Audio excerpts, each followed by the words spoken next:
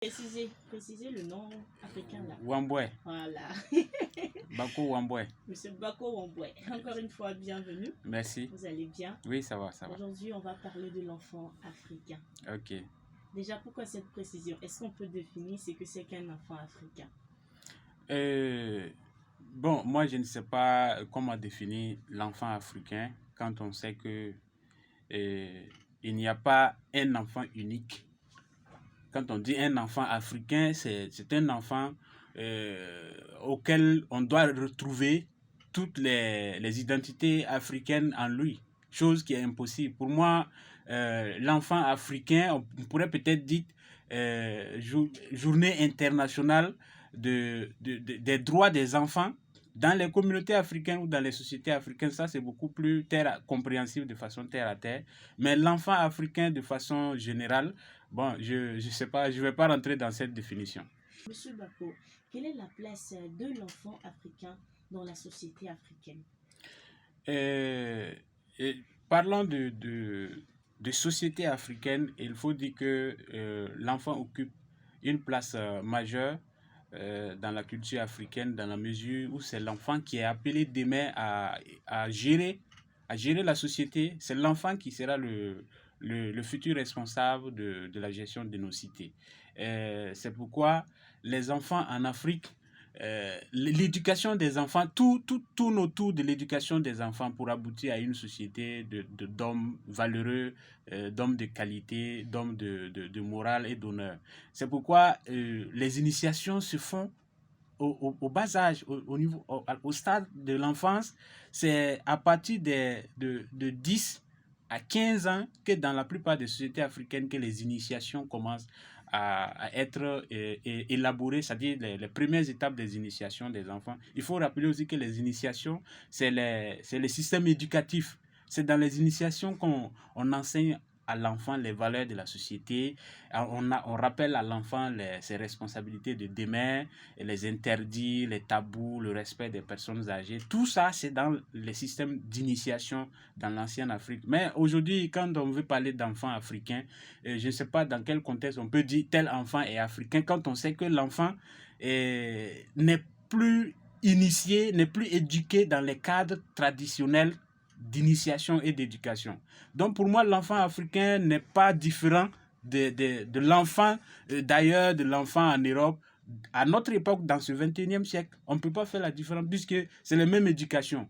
Et les parents même ont tendance à fuir leurs responsabilités en tant que homme d'une société donnée qui a le devoir de transmettre les connaissances et les valeurs de sa société. Aujourd'hui, quand on parle d'éducation, les gens pensent que c'est amener l'enfant à l'école, étudier du CP1, aller avoir son bac, venir à l'université, c'est ça l'éducation. Et pourtant, si c'est ça qui est l'éducation, on ne parlera pas d'enfant africain, puisqu'il n'a pas été éduqué aux valeurs, aux traditions de sa société. Là où il faut, on gagnera à avoir des enfants africains, c'est en impliquant par exemple les systèmes d'éducation, les systèmes de transmission des connaissances au niveau des sociétés, c'est-à-dire société par société, il faut qu'on arrive à trouver un moyen pour par exemple les légendes, les histoires, les contes, c'est-à-dire le sens des noms, le sens de tel ou tel aspect de la société. Comment arriver à transmettre ces connaissances-là aux enfants à travers l'école? Puisqu'on sait qu'aujourd'hui, personne ne parle d'initiation. Donc, surtout ceux qui sont en ville ici, vous mettez des enfants au monde, voilà, ils sont éduqués, ils vont à l'école, ils ont des meilleures notes, ils sont des grands docteurs. Après, sur leur propre société, ils ne connaissent rien. Donc là, c'est une problématique. Et je pense que cette journée internationale de l'enfant africain doit intégrer cette variable.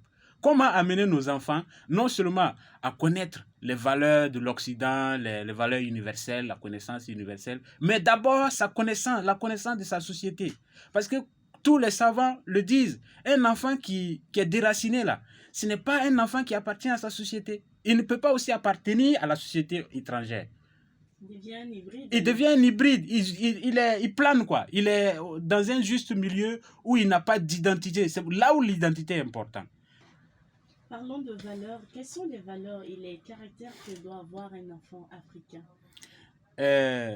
Un enfant africain, c'est cet enfant qui d'abord connaît l'histoire de sa société. Je commence par sa société, de sa famille, ensuite de son village, de sa nation, du continent africain, avant parce qu'aujourd'hui, le problème, c'est quoi? Nous voici même sur le plan linguistique. Si on nous disait sur ce plateau de mener ce débat à Morée, ça ne va pas être évident.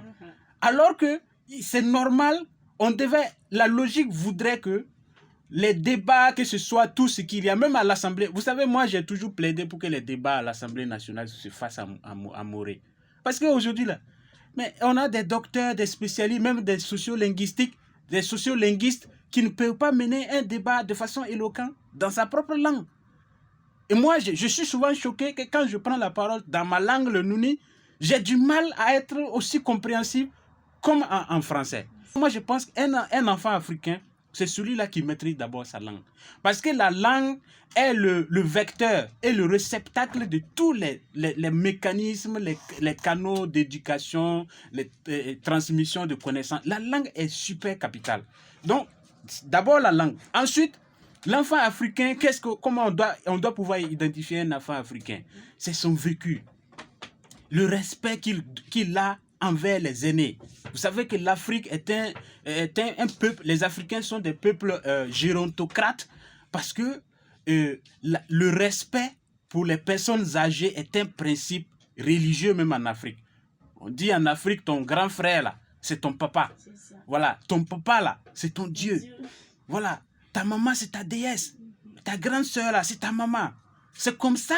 Les Africains ont conçu le système de transmission des valeurs. Mais aujourd'hui, quand tu prends dans nos sociétés aujourd'hui, on voit des enfants qui, même à l'école, qui veulent fumer la cigarette avec l'enseignant. Et tout le monde semble voir ça comme étant un jeu amusant, alors que c'est grave. Mais il a vu ça au travers de l'enseignant. Évidemment, évidemment. Et même les vieux aujourd'hui. Moi, souvent, quand je pars au village, je dis, mais il y a telle chose qui ne se faisait pas. Mais les gens, ils disent, mais on va faire comment? On dit, le monde a changé, et les enfants, on parle. Je dis, mais écoutez, oui, je suis d'accord que le monde a changé. Mais le monde a changé, ce n'est pas l'homme qui doit changer. Est-ce que le monde a changé? Il faut laisser les enfants faire ce qu'ils veulent. Est-ce qu'il faut laisser les enfants... Bon, voilà, aujourd'hui, on a beaucoup de petits drogués dans les rues, des voleurs, des petits soulards, même dans les lycées et collèges. C'est même déplorable de savoir que cette histoire de terrorisme nous apprend que nos frères burkinabés font partie. Et c'est grave. C'est grave. Vous voyez, même les terroristes qu'on tue là, la plupart, c'est des enfants. C'est des enfants de rien du tout qui tuent des gens. Si des enfants doivent avoir le courage aujourd'hui de fumer la drogue, d'aller se saouler, de tuer les gens, même les braquages, c'est grave. Mais je pense que l'enfant africain doit être défini de là. Et là, j'insiste sur les initiations. Pourquoi? Puisque l'initiation, c'est le canal par lequel on véhicule beaucoup de secrets de la vie à l'enfant. Voilà. Si tu fais ça, même si ça ne t'arrive pas aujourd'hui, voilà ce qui va arriver à tes enfants de demain. Mais qui va volontairement s'attirer des malheurs. C'est pourquoi il faut retourner aux initiations, aux cases sacrées, au bois sacré, initier les gens. Aujourd'hui, quand on parle d'initier les gens aux valeurs, aux coutumes traditionnelles, on pense déjà à la religion. Non, c'est désacraliser sa foi religieuse, c'est du satanisme. Non, voilà aujourd'hui, même au sein des croyances, il y a beaucoup de choses qui ne vont pas. Parce que les gens aujourd'hui qui dirigent les institutions religieuses, là, ils ne sont pas initiés aux valeurs traditionnelles. Prenez un musulman ou un chrétien qui est ancré dans les traditions africaines. Voilà, c'est-à-dire, moi quand je vois souvent certains musulmans, certains chrétiens, ça me donne envie d'être musulman ou chrétien. Parce qu'il incarne les valeurs africaines. Il incarne la sagesse africaine. En Afrique, la sagesse, ce n'est pas avec l'âge. La sagesse commence dans les cases d'initiation. Depuis tout jeune, là, on t'initie à comment manipuler ta sagesse pour être un homme, un modèle dans la société.